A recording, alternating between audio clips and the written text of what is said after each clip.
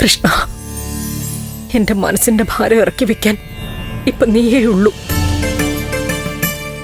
ഏതോ കാട്ടിലോ കടലിലോ വഴി തെറ്റി അലയും പോലെയാ ഇപ്പൊ എന്റെ ജീവിതം.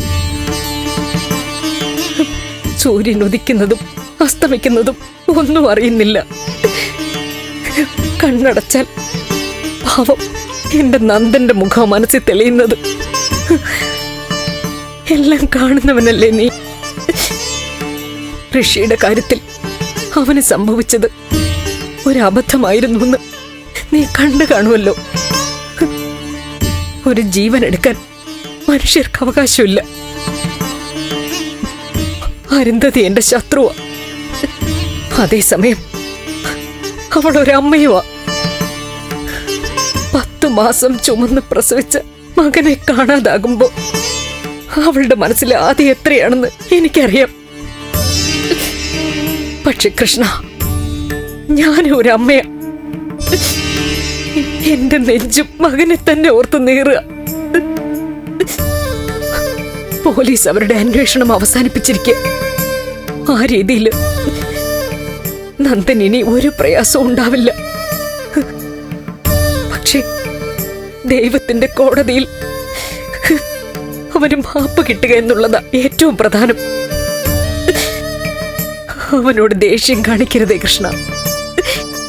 ഇവിടെ എന്റെ ഭർത്താവിനോടോ ദേവികയോടോ ആരോടും ഇത് തുറന്നു പറയാൻ വയ്യ.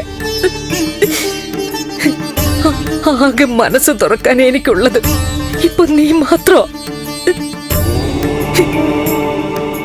നന്ദനെ കൈവിട്ട് കളയരുതേ കൃഷ്ണ. നീ അവനെ രക്ഷിക്കുമെന്ന് തന്നെ ഞാൻ വിശ്വസിക്കുക.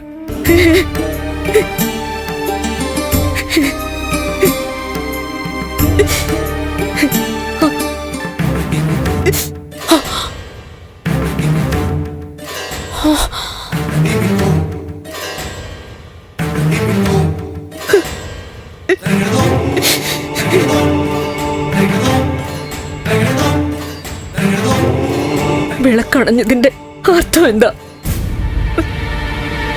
എന്റെ അപേക്ഷകളൊന്നും സ്വീകരിക്കില്ലെന്നാണോ കൃഷ്ണ? എന്റെ വെളിച്ചം കെടുത്തിക്കളയുമെന്നാണോ? ഇനിയും എന്നെ ഇരുട്ടത്ത് തന്നെ നിർത്താൻ പോവാണോ?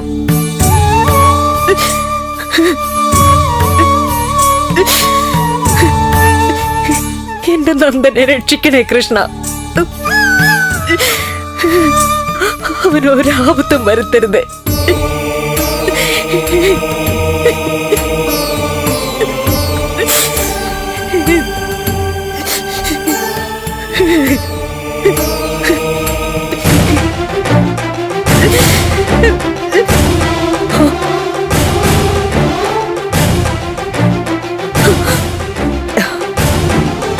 എന്താ കുഞ്ഞ്?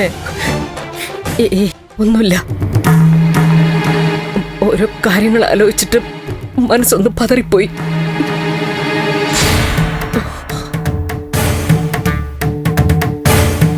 നീ എപ്പോഴാ വന്നേ? കുറെ നേരമായോ? ഞാൻ ഇപ്പൊ വന്നേ ഉള്ളൂ.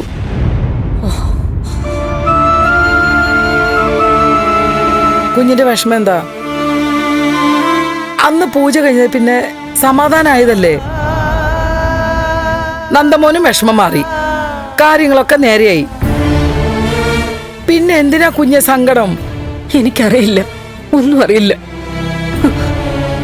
നമ്മൾ വിചാരിക്കുന്നതൊന്നുമല്ല ജീവിതത്തിൽ നടക്കുന്നത്.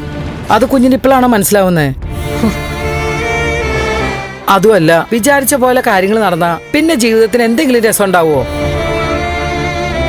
പ്രയാസങ്ങൾ വരും കുഞ്ഞെ. പ്രയാസങ്ങൾ വരും. പക്ഷെ പ്രയാസങ്ങൾ മാത്രമേ വരൂ എന്നുള്ള സാഹചര്യത്തിൽ ആരും കരഞ്ഞു പോവില്ലേ ഭാർഗവി?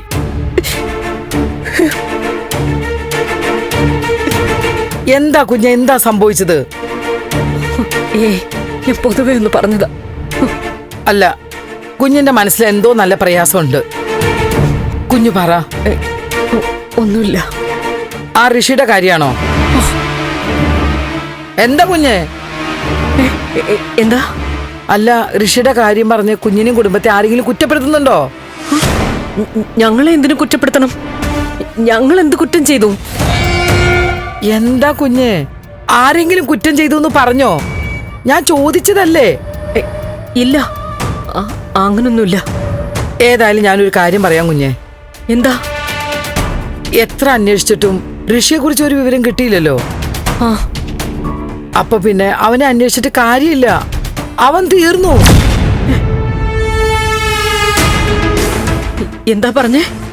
ഇപ്പൊ പത്രത്തിലൊക്കെ കാണാറില്ലേ, വൈരാഗ്യങ്ങൾ വന്നു കയറുമ്പോ ഓരോരുത്തർ കാണിച്ചു കൊടുക്കുന്നൊക്കെ. ആരും ആരെയും കൊല്ലും. അങ്ങനെ ഇവനോടുള്ള പകയിൽ ആരോ ഒരാള് ഇവനെ തട്ടിയതാവും. മതി. എന്താ കുഞ്ഞ്? എനിക്കതിനെ കുറിച്ചൊന്നും കേൾക്കണ്ട. തലവേദന എടുക്കുന്നു. ഭാർഗവി പൊയ്ക്കോ. എന്താ? വല്ലാതെ തോന്നണെങ്കി ഡോക്ടറെ കാണാൻ പോവാം. ഞാൻ നന്ദമോനെ വിളിക്കണോ? എനിക്കൊന്നും വേണ്ട. എനിക്കൊന്ന് കിടക്കണം. ഭാർഗവി പൊയ്ക്കോ, പിന്നെ കാണാം. എന്ത്